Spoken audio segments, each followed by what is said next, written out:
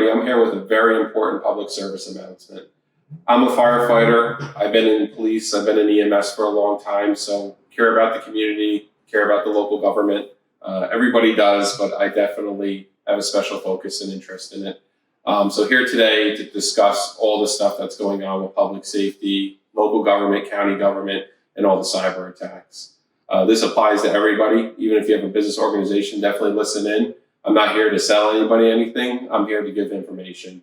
So everybody has understanding what's going on with the state of cyber attacks, specifically for local government, public safety, county governments. Everybody's news, everybody's buzzing right now about Suffolk County. There's been a lot of attacks on government, but this is probably one of the most serious attacks that we've seen. We've had issues and incidents of cyber attacks where dispatch centers have been shut down, different pieces of government have been shut down. Recently in Baltimore, there's been a very similar type of incident, but the scale of the whole Suffolk County incident has been very large. It looks like it's two-pronged. It's a ransomware attack where they exfiltrated data. There's reports that many different points of data has been exfiltrated, currently being held for ransom. We'll see where that goes as the FBI and Homeland Security moved in to take over the incident. But very concerning what's happened in that county's government. Unfortunately, a lot of services were shut down for very long periods of time. People weren't able to complete home sales because of not having access to those data records. Most concerning in the public safety aspect of things, the 911 center was shut down. So, of course, 911 center has contingencies and has to continue to run, but was brought back to paper and pen. So, mutual aid was brought in from NYPD, from reports, everything we're seeing. I don't have firsthand knowledge of this incident at all. This is all from reliable news sources and different sources that are putting announcements out. But the 911 center was effectively, the computer system was shut down. They brought in the dispatchers to communicate with the call takers, with actual physical runners, and then being able to have to do everything on paper and pen. So very concerning that the whole county municipality has all their data possibly exfiltrated, being held for ransom, being in a situation where public safety can't do their job properly, and then slowing down, of course, the whole emergency response aspect of things as things go to phone, radio communication instead of having access to the MDTs. Also understand in Suffolk County, a lot of the MDTs are down too, so there's no digital communication over MDT. It's all by phone and radio communication. So one very large incident. We know that because a lot of us are on the East Coast here, but even on the West Coast, major attack last month. Attacks are always designed to be done at a time when it's most convenient for the attacker and least convenient for the person receiving the attack. Out in LA school districts were attacked. In that situation, it's very similar to Suffolk County, where the entire IT infrastructure was brought down.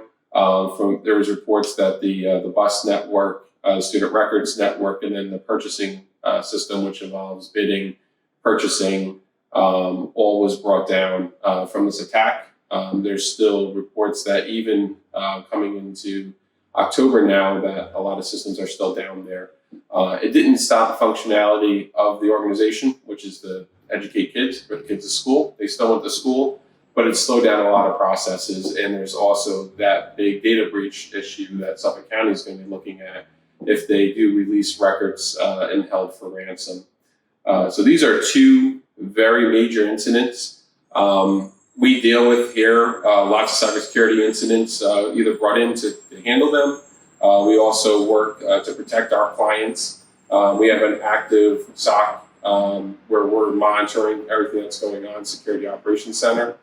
So we are, constantly monitoring what's going on. We see attacks coming in. We just had a client yesterday that had an attempted attack. We're able to stop it, control the incident, and having a debriefing on that now. So attacks, incidents are always going on a regular basis. And we really want to have this public service announcement. So one, you understand what's going on, and two, what you could do to really prevent what's going on. I think a lot of people feel that they might just have one computer in their organization, maybe just some email. We're not susceptible to this, or the other way around.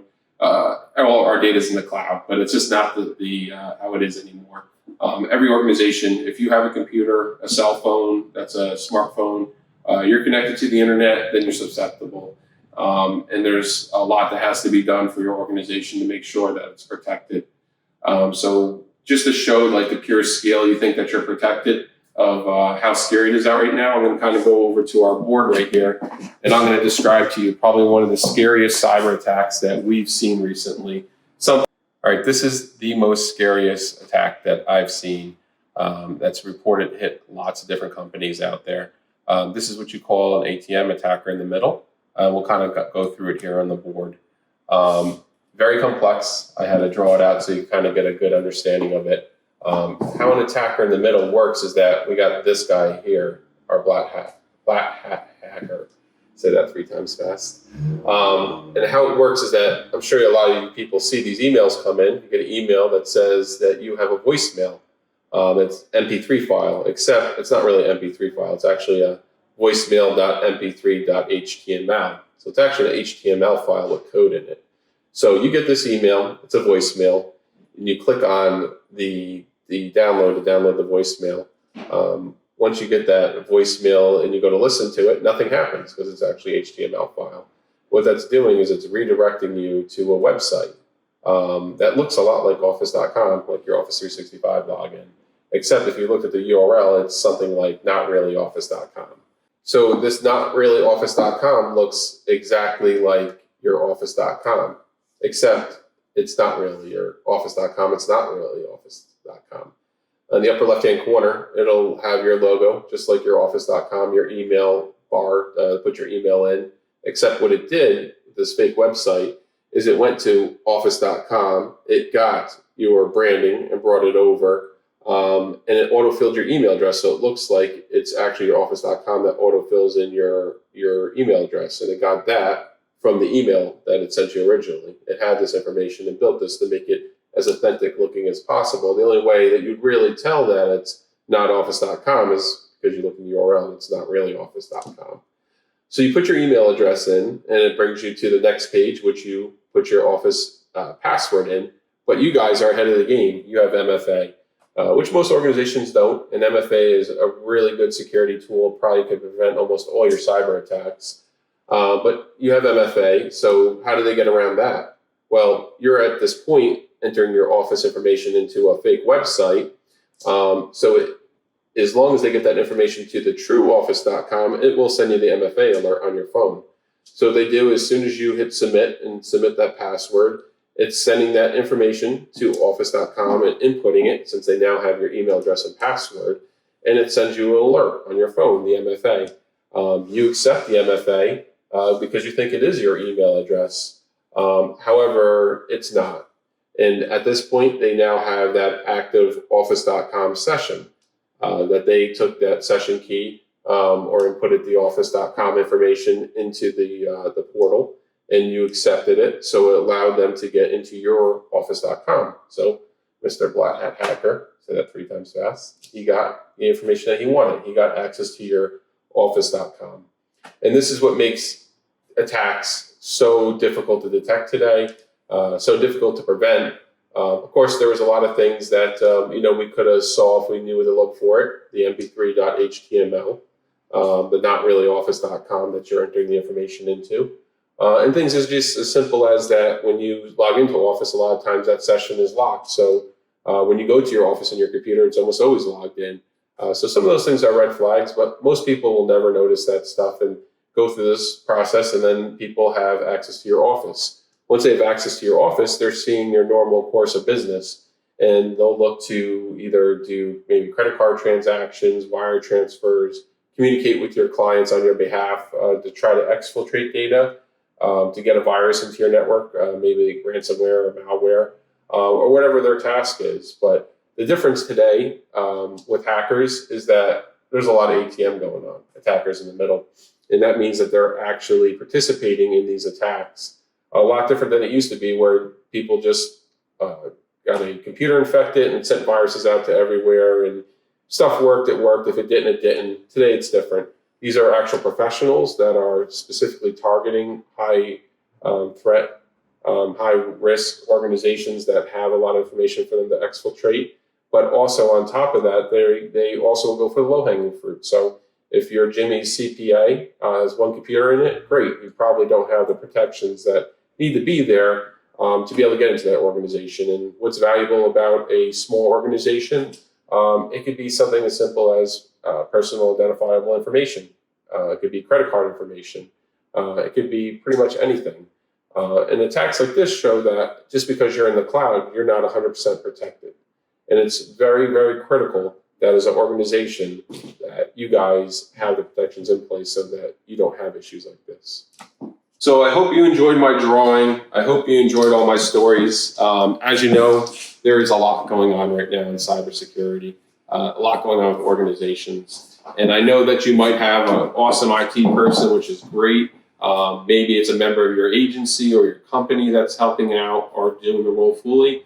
Or you have an outsourced IT company, great. The problem is that there's just so much going on right now. So I think it's very important to maybe look towards a MSSP. So you might have an MSP, managed service provider, maybe a managed security service provider as well. These organizations could come in. They could be a second set of eyes, which is great to maybe help you out with your security projects, but also be your second set of eyes that are out there. And their whole job is to make sure that the IT is going through the normal course work that's going on in your organization, but they're coming in as a second layer to, one, make sure everything is being done correctly, and then two, to be focusing on the security aspect of things. Believe it or not, there is so much stuff to do. Usually we come to an organization about 60 different items that could take 3 to 6 months, and then on top of that, stuff that's to be regularly done monthly to make sure you get into that like 80-90% protection area.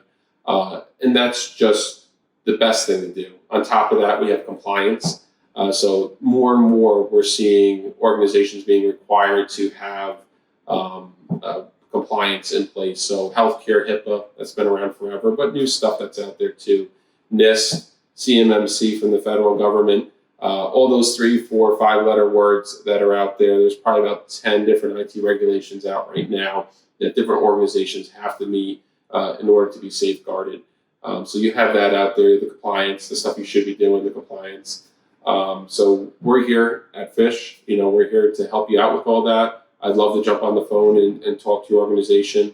As you know, we have a big history and background in local government, public safety. But even if you're healthcare or a regular business, we deal with that as well. Currently dealing with clients all around the country, either being reactive and dealing with issues that popped up, or being proactive, making sure the organization meets the compliance, as well as making sure that they're protected. So I look forward to working with you. Give us a call at any time, 845-590-1630. That's 845-590-1630. Feel free to shoot us an email, info@fischsolutions.com. That's info@fischsolutions.com. We'll talk to your organization for free. We'll even come into your organization for free and give a quick bird's eye view of what's going on and what could be done to make sure that your organization is protected. I have no problem coming in, no cost to that. I want to make sure that you're protected and stay safe out there.